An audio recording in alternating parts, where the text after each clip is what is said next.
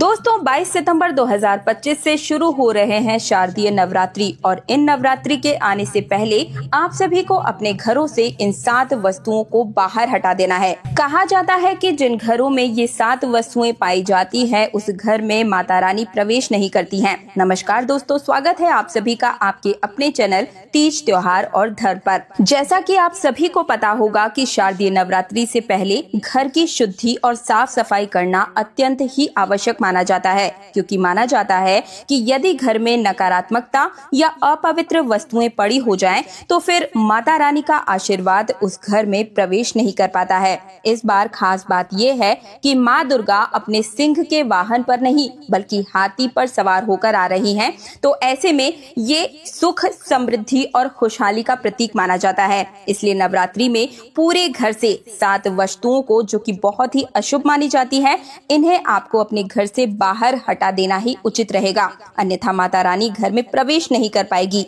इस बार शारदीय नवरात्रि 22 सितंबर 2025 से प्रारंभ हो रही है और माँ दुर्गा के स्वागत की तैयारी सभी भक्तजन बड़े ही हर्षोल्लास के साथ कर रहे हैं।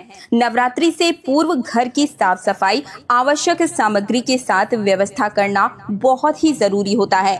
साथ ही साथ कुछ ऐसी वस्तुएं भी होती हैं जिन्हें घर से बाहर निकाल देने में ही हम सभी की भलाई होती है और ये हटा देना ही बहुत शुभ भी माना जाता है।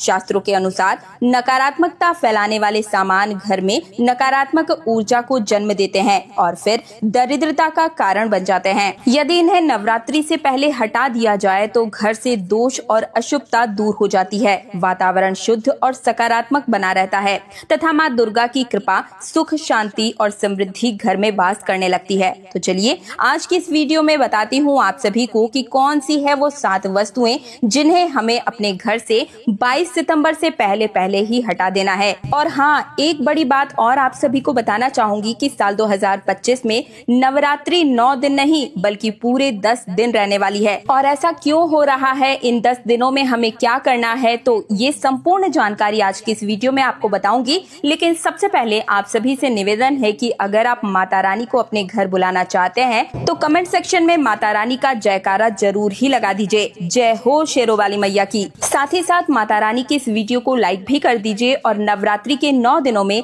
अगर आप अपनी कुंडली के अनुसार राशिफल जानना चाहते हैं तो कमेंट सेक्शन में आप अपना नाम, डेट ऑफ बर्थ और अपनी राशि लिख दीजिए। नवरात्रि के 9 दिनों में आपका राशिफल क्या कहता है, ये मैं आप सभी को कमेंट सेक्शन के माध्यम से ही बता दूंगी। अब बहुत ही ध्यान से अपने 5 से 10 मिनट का समय निकाल कर इस वीडियो को पूरा ध्यान से देख लीजिए। देखिए, शारदीय नवरात्रि के 9 दिनों में माता रानी की उपासना हम सभी करते हैं, लेकिन अगर कुछ विशेष जानकारी के साथ हम जब उपासना करते हैं तो उनके ऊपर माता रानी की विशेष आशीर्वाद बनता है। साथ ही साथ मान्यता है कि नवरात्रि में इन पावन दिनों में यदि कोई साधक माँ दुर्गा को प्रसन्न कर लेता है तो माता उसके जीवन में स्वास्थ्य संबंधी, दुख दर्द संबंधी और अनेकों प्रकार के कष्टों को दूर कर देती है। माता रानी की कृपा से ऐसे व्यक्ति के घर में धन, वस्त्र, अन्न, किसी चीज की कभी कोई कमी नहीं रहती है, बल्कि उसके जीवन में सुख, समृद्धि, सौभाग्य स्थायी रूप से निवास करने लगता है। और इतना ही नहीं,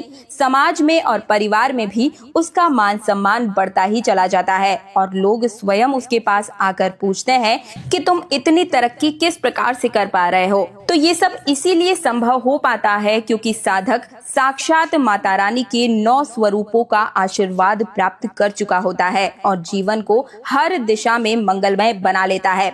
भक्तों, बात ऐसी है कि मेरा काम है सिर्फ आप सभी को सलाह देना, तो मैं आपको केवल सलाह मात्र ही दे सकती हूँ। अब आप इसे माने या ना माने ये आपकी मर्जी, लेकिन अगर आप इस बात को मान लेते हैं तो मान के चलिए आपके ऊपर माता रानी की विशेष कृपा, आशीर्वाद के साथ साथ ही आप दिन दुगनी रात चौगुनी तरक्की करेंगे, क्योंकि ये नवरात्रि है बहुत ही ज्यादा खास। तो चलिए जान लेते हैं कि कौन सी है वो अशुभ वस्तुएं जो शारदीय नवरात्रि से पहले हमें अपने घर से हटा देना ही शुभ रहेगा। लेकिन इससे पहले हम सभी जान लेते हैं कि शारदीय नवरात्रि कब प्रारंभ हो रही है और कब इसका समापन होगा। सही डेट और टाइमिंग के बारे में, साथ ही शुभ मुहूर्त भी आप सभी को बता देती हूँ। तो देखिए, नवरात्रि के पूरे 9 दिन गंगा जल की हर एक बूंद की तरह पवित्र माने जाते हैं। ये शुभ समय भक्तों के जीवन में खुशियों की सौगात लेकर आता है।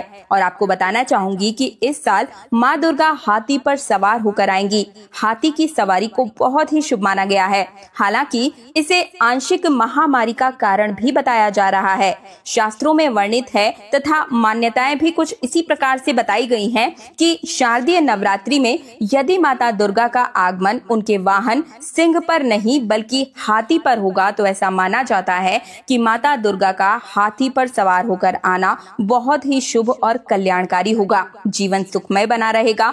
भक्ति का भरपूर लाभ भक्त जनों को मिल पाएगा। और जैसा कि मैंने आप सभी को बताया कि इस साल 2025 में नवरात्रि बहुत ही ज्यादा विशेष है, क्योंकि इस बार नवरात्रि ना 9 ना 11 पूरे 10 दिन तक मनाई जाएगी। इन 10 दिनों में माँ शेरावाली की विशेष रूप से पूजा आराधना की जाएगी। तो देखिए, शारदीय नवरात्रि का महापर्व अश्विन मास की प्रतिपदा से शारदीय नवरात्रि शुरू होते हैं और इस साल शारदीय नवरात्रि 22 सितंबर से शुरू हो रहे हैं। नवरात्रि का इस साल उत्तरा फागुनी नक्षत्र और हस्त योग का महासंयोग बन रहा है।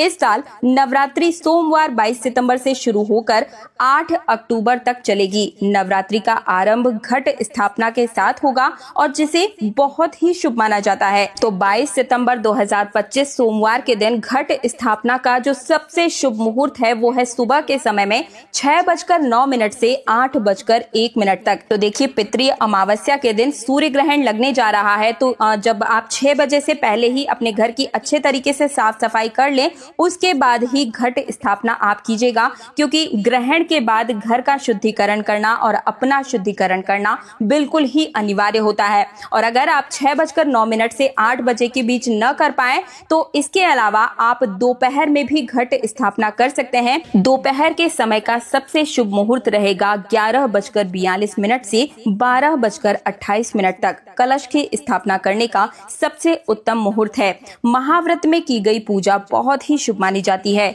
इससे समस्त देवी देवताओं की कृपा प्राप्त होती है और पूजा पाठ का फल भी कई गुना बढ़कर प्राप्त होता है। ऐसे में जो व्यक्ति नवरात्र आने से पहले ही अपने घर से इन चीजों को हटा देते हैं, उनके घर में माँ वैष्णो देवी, माँ दुर्गा का आगमन निश्चित रूप से होता है और ऐसे घर में माँ लक्ष्मी स्थायी रूप से निवास करने लगती है। तो चलिए, अब मैं आप सभी को बता देती हूँ वो 7 वस्तुएं जिन्हें आपको अपने घर से हटा देना है। लेकिन उससे पहले आप सभी से मेरा विनम्र निवेदन है कि मेरे चैनल तीज त्योहार और धर्म को सब्सक्राइब कर दीजिए, पास वाला बेल आइकन प्रेस कर दीजिए और कमेंट सेक्शन में जय माँ दुर्गा लिखने के साथ साथ ही एक काम आप सभी को करना है। नवरात्रि में अपने राशिफल को जानने के लिए कमेंट सेक्शन में ही आप अपना नाम, डेट ऑफ बर्थ और राशि लिख दीजिए। साथ ही मुझे ये बताएं कि आप हमारी इस वीडियो को कहां से देख रहे हैं।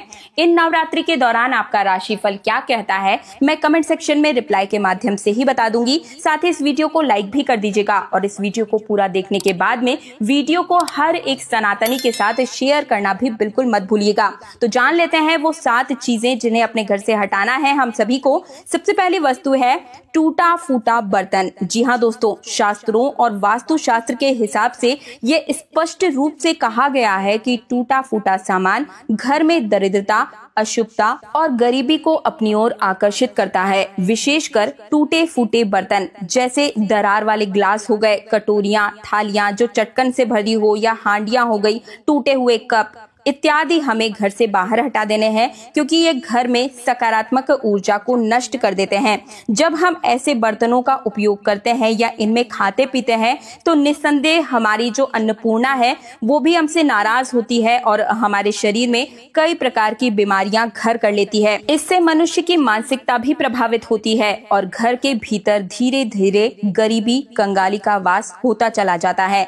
नवरात्रि के पावन दिनों से पहले ऐसे बर्तनों को बाहर निकाल देना या त्याग देना ये सबसे ज्यादा उचित होता है। हमें टूटे फूटे बर्तन में बिल्कुल भी भोजन नहीं करना चाहिए। जब घर से ये अपवित्र वस्तुएं निकाली जाती हैं तो वातावरण स्वच्छ और पूर्ण रूप से सकारात्मक बन जाता है।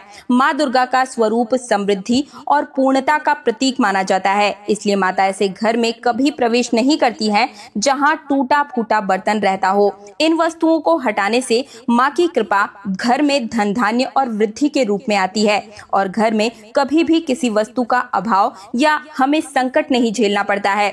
दूसरी वस्तु है पुरानी झाड़ू। झाड़ू केवल घर में गंदगी साफ करने का काम नहीं करती है, बल्कि यह हमारे घर में लक्ष्मी का प्रतीक भी मानी जाती है और यही कारण है कि झाड़ू हमेशा आदर पूर्वक हम सभी सही स्थान पर रखते हैं। लेकिन जब भी झाड़ू पुरानी हो जाती है या टूट जाती है या घिस जाती है तो ऐसी झाड़ू को हमें अपने घर में नहीं रखना चाहिए। ये दरिद्रता का संकेत होती है। वास्तुशास्त्र के हिसाब से टूटी हुई झाड़ू घर में रखने से धन की हानि होती है और लक्ष्मी जी जो है वो नाराज होकर हमारे घर से बाहर चली जाती है। और खासकर नवरात्रि और दिवाली के समय तो हमें अपने घर में ऐसी वस्तुओं को बिल्कुल भी नहीं रखना चाहिए। माँ दुर्गा, माँ लक्ष्मी का स्वागत बड़े ही साफ सफाई के साथ हमें अपने घर में करवाना चाहिए। तब ये आवश्यक है कि पुरानी झाड़ू को हटाकर हम नई झाड़ू का उपयोग करें। ये केवल एक बदलाव नहीं बल्कि नकारात्मकता से सकारात्मकता की ओर बढ़ने का एक प्रतीक भी है। जब घर में नई झाड़ू आती है तो ऐसा माना जाता है कि लक्ष्मी और दुर्गा दोनों घर में स्थायी रूप से वास करने लगी हैं और परिवार में सुख समृद्धि का वास होता है। और आप सभी ने देखा भी होगा कि दिवाली के दिन झाड़ू का पूजन किया जाता है, तो ऐसे में आप सभी को अपने घर में अच्छी झाड़ू को ही रखना चाहिए। टूटी फूटी झाड़ू को घर से बाहर हटा देना चाहिए। तीसरी वस्तु है मकड़ी के जाले। जी हाँ दोस्तों, घर में कहीं भी मकड़ी के जाले अगर लगे हुए हैं तो ये वास्तु दोष माना गया है। मकड़ी के जाले आलस्य, रुकावट और स्थिरता के प्रतीक होते हैं। जिस घर में जाले लगे रहते हैं वहां प्रगति मार्ग जो है वो बिल्कुल ही अवरुद्ध हो जाता है। चाहे कितना भी परिश्रम कर लिया जाए, वहां के लोग जीवन में आगे नहीं बढ़ पाते हैं। इसके अलावा मकड़ी के जाले घर को गंदा और अंधकारमय भी बनाते हैं, जिससे सकारात्मक ऊर्जा घर में प्रवेश नहीं कर पाती है। नवरात्रि के पहले आपको पूरे घर की अच्छे से साफ सफाई करने के साथ साथ ही इन जालों को भी हटाकर घर को बिल्कुल ही साफ सुथरा बना लेना चाहिए। ऐसे घर में माँ दुर्गा का प्रवेश सरलता से हो जाता है और ऐसा घर शुद्धता का प्रतीक भी बन जाता है। इससे घर का हर एक सदस्य ऊर्जा, उत्साह और उन्नति और अग्रसर होता हुआ चला जाता है। माँ दुर्गा शुद्ध और पवित्र घर में ही निवास करती हैं, इसलिए मकड़ी के जालों को हटाना उनकी कृपा पाने का पहला कदम होता है। अगली वस्तु है टूटी फूटी मूर्तियाँ और तस्वीरें। भगवान या देवी देवताओं की टूटी फूटी मूर्तियाँ घर में रखना अशुभ माना जाता है। नवरात्रि से पहले इन्हें या तो बहते हुए जल में आप प्रवाहित करवा दीजिए या फिर किसी पीपल के वृक्ष के नीचे इन्हें रख कर आ जाएं। लेकिन घर में हमें बिल्कुल भी खंडित मूर्तियां या पूजा सामग्री के दौरान जो हमने धूप बत्ती लगाई है या जो भी पूजा के दौरान निकले हुए अगरबत्ती वगैरह के जो पैकेट्स होते हैं उन सबको अपने घर से हटा देना चाहिए और घर के मंदिर को बिल्कुल ही स्वच्छ कर देना चाहिए। घर की स्वच्छता हमें हर रोज वैसे तो करनी चाहिए, लेकिन जिसे डीप क्लीनिंग कहते हैं, इस दौरान मंदिर में नवरात्रि से पहले हमें मंदिर की डीप क्लीनिंग यानी कि अच्छे तरीके से साफ सफाई जरूर ही कर लेनी चाहिए। अगली है चीजें जो कि हमें अपने घर से हटानी है, वो है पुराने और फटे जो कपड़े होते हैं उन्हें हमें अपने घर से हटा देना चाहिए। फटे, दागदार या जिनका इस्तेमाल हम नहीं करते हैं, ऐसे पुराने कपड़ों को हमें अपने घर में नहीं रखना चाहिए। इन्हें दान कर दें या फिर इन्हें सिलवा कर रखें। मान्यता है कि इससे घर में दरिद्रता बनी रहती है और ऐसे घर में माँ दुर्गा प्रवेश नहीं करती हैं। तो कोशिश करें कि ऐसे पुराने फटे हुए जो कपड़े हैं आप उन्हें अपने घर से बाहर हटा दें। अगली वस्तु है खराब या बंद पड़ी हुई इलेक्ट्रॉनिक चीजें। जी हाँ दोस्तों, टूटा फूटा मोबाइल, घड़ी, पंखा, बंद पड़ी मशीनें घर में हमें नहीं रखनी चाहिए। ये स्थिरता और रुकावट का प्रतीक होती है। या तो आप इन्हें रिपेयर करवाएं या फिर इन्हें हटा देना चाहिए, क्योंकि जहां पर स्थिरता होगी, रुकावट होगी, नकारात्मकता होगी, ऐसे घर में माँ दुर्गा प्रवेश नहीं करती है। अगली वस्तुएं हैं पुराने जूते चप्पल। दोस्तों, फटे या बहुत पुराने जूते चप्पल घर में रखना अपवित्र माना जाता है। इसे तुरंत ही बाहर हटा दें, क्योंकि ये नकारात्मकता और दुर्भाग्य को न्योता देते हैं, बढ़ाते हैं। एक चीज का और ध्यान रखें, जरूरत से ज्यादा 5 से 6 साल पुरानी चप्पलों को भी हमें नहीं पहनना चाहिए, क्योंकि इससे शनि हमारे ऊपर हावी होता है। तो ऐसे में इन चप्पलों को हटा देना ही हम सभी के लिए ज्यादा हितकारी होगा। अगली वस्तु है सूखा या मुरझाया हुआ पौधा या फिर कांटेदार जो पौधे होते हैं, उन्हें हमें अपने घर से हटा देना चाहिए, क्योंकि ये अशुभ फल देते हैं। नवरात्रि से पहले इन्हें हटाकर निकाल दें या फिर हरे भरे पौधे अपने घर में आप लगाएं। इससे घर में समृद्धि और जीवन में ऊर्जा आती है। टूटा हुआ कांच या बर्तन भी हमें अपने घर में नहीं रखना चाहिए। टूटे शीशे, ग्लास, बर्तन घर में दरिद्रता और अशांति लेकर आते हैं, इसलिए नवरात्रि से पहले आप सभी इन्हें भी हटा दें।